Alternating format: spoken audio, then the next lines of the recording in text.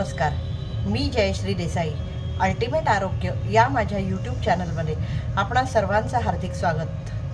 आज आपण एक अतिशय सोपी आणि अतिशय प्रभावी मुद्रा बघणार आहोत. खरं तर ही मुद्रा आहे हे माहीत नसल्यापासून, म्हणजेच आपण आईच्या गर्भात असल्यापासून आपण ही मुद्रा लावत आलेलो आहे. कोणती मुद्रा? जास्त कोड्यात घालत नाही. गर्भात असलेल्या बाळाच्या मुठी वळलेल्या असतात. बाळ जन्माला येतं तेव्हाही त्याच्या मुठी वळलेल्या असतात. एक मूठ लाख मोलाची असं आपण म्हणतो. त्याचा सांकेतिक अर्थ आहे, एकीचं बळ सांगणारा आहे. हे सगळं जरी खरं असलं तरी ही रेग्युलर एक हस्तमुद्रा आहे. मुष्टी मुद्रा. मुष्टी म्हणजे मूठ. मुष्टी मुद्रा ही अत्यंत सोपी आहे, पण प्रचंड शारीरिक आणि मानसिक लाभ देणारी आहे. विशेषतः आजच्या काळात अतिशय उपयुक्त अशी ही मुद्रा आहे. म्हणून ते आपण करणार आहोत, आज बघणार आहोत आपण ती. मात्र तिचे सगळे लाभ काय आहेत आणि का होतात हे बघण्याआधी आपण ती करायची कशी ते बघूया. कोणत्याही मुद्रेत मी जसं म्हटलं तसं की सुखासनात, पद्मासनात किंवा वज्रासनात बसावं. ते जर शक्य नसेल तर खुर्चीवर बसावं किंवा कोचावर बसावं, पलंगावर बसावं, पण शक्यतो बसावं. जर बसून करायला जमत नसेल तरच ती झोपून केली तर चालते. ज्यांना बसून करता येतं त्यांनी मात्र ती बसून करावी. पाठकणा ताठ ठेवावा, डोळे बंद ठेवावेत, हात अशा रीतीने मांडीवर आपल्या. आणि असं करून जेव्हा आपण श्वासावर लक्ष केंद्रित करू, श्वास जेव्हा आपला मंद चालायला लागेल, नियमित व्हायला लागेल, त्यावेळेला आपल्याला ही मुद्रा लावायची आहे. म्हणजे काय करायचं तर हात हे जे आहेत, मी एक हात दाखवते, दोन्ही हातांनी करायची मुद्रा आहे, पण मी दाखवण्यापुरता एक हात दाखवते. ही चारही बोटं आपण मिटायची आहेत आणि मग त्याच्यावर हा अंगठा हा इथे अनामिकेवर, रिंग फिंगरवर येईल अशा तऱ्हेने ठेवायचं आहे. आणि हे अशा तऱ्हेने दोन्ही हात आपल्या मांडीवर ठेवायचेत. ही मूळ खूप अशी घट्ट पण नको की ज्यांनी रक्त साखळेल आणि खूप सैल पण नको. त्यामुळे व्यवस्थित ह्यांचा दाब इथे पडेल अशा तऱ्हेने ती मुद्रा लावायची आहे. पण तो दाब हलका दाब पाहिजे, अति जोरात नको. काही जण अति जोरात लावतात, मग त्याच्यातच त्याचा त्रास होतो आणि मग लक्ष केंद्रित होऊ शकत नाही. तसं आपल्याला करायचं नाही. हलकी मूठ वळायची आहे, हलका दाब आपल्या हातावर द्यायचा आहे, तळहातावर. अंगठा जो आहे तो रिंग फिंगरवर असला पाहिजे आणि अशा तऱ्हेने ती मुद्रा आपल्याला लावायची आहे. आणि ही मुद्रा आहे, असे हात आपण मांडीवर ठेवायचे. आता काही जण असं सांगतात की हे हात असे धरून, म्हणजे ही अशी मूठ केल्यानंतर हे हात आपण आपल्या अनाहत चक्रापाशी किंवा मणिपूर चक्रापाशी ठेवावेत. पण ते तसं ठेवून हरकत नाही, पण तसं ठेवून ना लक्ष केंद्रित करायला श्वासावर किंवा मन एकाग्र करायला आपल्याला जरा अवघड पडू शकतं. त्याच्यामुळे ते असे मांडीवर हात ठेवले तरी काही फरक पडत नाही, असा माझा अनुभव आहे. मी दोन्ही प्रकारे त्या करून बघितल्या आहेत. त्याच्यामुळे मांडीवर हात ठेवा, ते धरणं सोयीचं आहे. कारण कोणतीही मुद्रा जशी 45 मिनिटापर्यंत करायची असते तशी ही दिवसभरात 45 मिनिटं एवढी करायची असते. मात्र त्याचबरोबर एक सावधानतेचा इशारा की ह्या मुद्रेमुळे उष्णता खूप वाढते. त्याच्यामुळे सुरुवातीची अगदी 2-5 मिनिटांपासून करावी आणि मग हळूहळू वाढवत ती न्यावी. मात्र तरीही एका वेळी 45 मिनिटं ती करू नये. 10-10 मिनिटं 3दा, 15-15 मिनिटं 3दा अशी ती करावी, पण 45 मिनिटाच्या वर जाऊ नये. ज्यांची थंड प्रकृती आहे त्यांनी दिवसातून 3दा 15-15 मिनिटं केली तरी चालेल. ज्यांची उष्ण प्रकृती आहे त्यांनी 2-5 मिनिटापासून सुरुवात करावी. आपल्याला काय झेपतंय ते बघावं आणि त्यानुसार ती 10 मिनिटं किंवा 15 मिनिटं करावी. ज्यांना सतत पिंपल्सचा त्रास होतो, ज्यांना सतत उष्णतेचे विकार होतात, त्यांनी अगदी 5-5 मिनिटं दिवसातून 2दा केली तरी चालू शकते. आता ह्या मुद्रेचे लाभ का होतात ते आपण बघूया. हँड रिफ्लेक्सॉलॉजीप्रमाणे मी तुम्हाला चार्ट दाखवते. हँड रिफ्लेक्सॉलॉजीप्रमाणे आपल्या इथे सगळे पाचक अवयव आहेत. अंतर्गत अवयवांचं आपल्या प्रतिबिंब इथे आहे, त्याची नर्व एंडिंग आपली इथे आहेत. हे जेव्हा आपण मिटतो तेव्हा हे बोटं ज्याच्यावर येतात ती सगळे आपले पाचक अवयव आहेत आणि त्याच्यामुळे ते ॲक्टिवेट व्हायला मदत होते. त्याच्यावर आपण अंगठा हे करतो.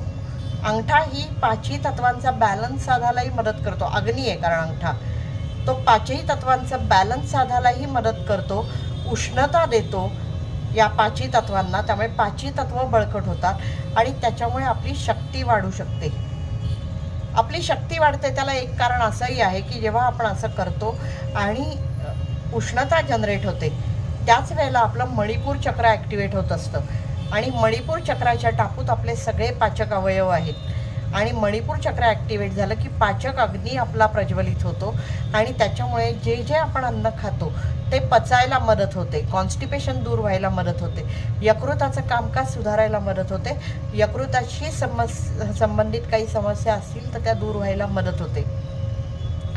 अनेकदा असं होतं की आपण पोषक अन्न खात असतो, ठराविक नियम पाळून आहाराचे खात असतो, ठराविक वेळेला खात असतो आणि तरी ते अंगी मात्र लागत नाहीत. याला दोन कारणं असतात. एक तर जठराग्नी वीक असतो, यकृत किंवा आपल्या अंतःस्रावी ग्रंथींचं काम वीक असतं, किंवा दुसरं म्हणजे आपलं मन शांत नसतं, मन स्ट्रेसफुल असतं. त्याच्यामुळे ह्या स्त्रावांचं जे स्त्रवण्याचं प्रमाण आहे ते कमी जास्त होतं आणि त्याचा परिणाम आपल्या पचनावर होतं. हे दोन्ही जरी प्रकार असतील तरी ह्या सगळ्याच समस्या दूर करायला ही मुद्रा मदत करते आणि म्हणून ही एक अतिशय प्रभावी मुद्रा मानली गेलेली आहे. शारीरिक लाभ मी तुम्हाला सांगितलं, यकृत, पचनसंस्था वगैरे वगैरे. मानसिक लाभ ह्याचे काय होतात ते बघावं.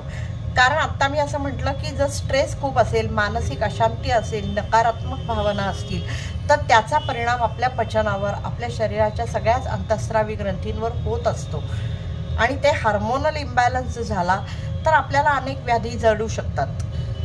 ते दूर करायला सुद्धा ही मुद्रा मदत करते. आणि त्याचं कारण काय आहे, तुम्हाला असंच एक दुसरा जर विषय बोलायचा तर आपल्याला माहिती आहे की आपल्याला खूप राग आला तर मुठी वळल्या जातात, आपल्याला खूप भीती वाटली तरीही मुठी वळल्या जातात. हे असं का होतं? त्याचं कारण कुठेतरी ह्या मनाशी आहे आणि म्हणून ते होतं. जेव्हा आपण ह्या अशा मुठी वळतो तेव्हा जसे ह्या अंतःस्रावी ग्रंथींवर आपल्या हे होतो, प्रभाव होतो, तसंच आपल्याला आपल्या जी चक्र बॅलन्सिंगला सुद्धा मदत होते आणि त्याच्यामुळे आपल्याला आपली मानसिक अशांती, अंतःस्रावी ग्रंथींचं काम सुधारलं, हार्मोनल बॅलन्स आला की आपोआपच आपल्याला आपल्या अंतःस्रावी ग्रंथींचं काम सुधारायला मदत होते आणि म्हणून मानसिक शांती यायला, स्ट्रेस दूर व्हायला, नकारात्मक भावना दूर व्हायला मदत होते. याचं दुसरं कारण एक आहे की आपल्या ह्या ज्या नकारात्मक भावना असतात त्या कुठे स्टोअर केलेल्या असतात तर आपल्या यकृतामध्ये आपला संताप, आपली चिडचिड, आपलं फ्रस्ट्रेशन हे सगळं यकृतामध्ये स्टोअर केलेलं असतं आणि आपली भीती, आपला राग, आपल्या इतर सगळ्या ज्या नकारात्मक भावना असतात, निराशा, त्या सगळ्या आपल्या पोटात स्टोअर केलेल्या असतात, स्टमकमध्ये. त्याच्यामुळे तुम्हाला माहिती आहे की आपल्याला जेव्हा खूप भीती वाटते किंवा खूप राग येतो तेव्हा आपल्या पोटात काय गडबड होते आपल्याला जाणवतं. म्हणजेच पोटाशी या भावना निगडीत आहेत आणि ह्या मुद्रेमुळे यकृताचं कामकाज सुधारतं, अंतःस्रावी ग्रंथींचं कामकाज सुधारतं, पोटाचं कामकाज म्हणजे पचनसंस्थेचं कामकाज सुधारतं. त्यामुळे ह्या ज्या नकारात्मक भावना तिथे स्टोअर्ड असतात त्यांचा निचरा व्हायला मदत होते आणि त्यांचा निचरा झाला की आपोआपच त्याची जागा सकारात्मक भावना, शांती यांनी घेतली जाते. उत्साह, चैतन्य येतं आपल्या शरीरात आणि त्याच्यामुळे आपलं मानसिक आणि शारीरिक असं दोन्ही स्वास्थ्य सुधारायला मदत होते. ज्यांना हाताच्या काही इजा झाल्या आहेत, ऑपरेशन झालं आहे, त्यांनी ही मुद्रा तूर्त करू नये, हात बरे झाल्यावर करावे. उष्णतेचे विकार ज्यांना आहेत त्यांनी ती मुद्रा कमी वेळासाठी करावी, जितकी त्यांना झेपते तितकीच करावी. आणि उष्णता जनरेट होत असल्याने गर्भवती स्त्रियांनी 9व्या महिन्यापर्यंत तरी ती मुद्रा करू नये.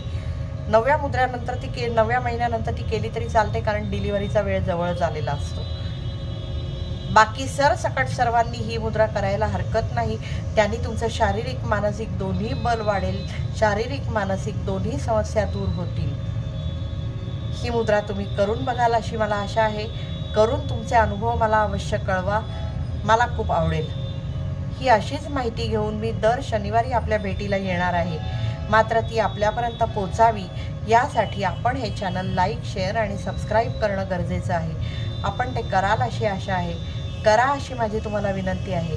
तूर्त इथेच थांबते. धन्यवाद.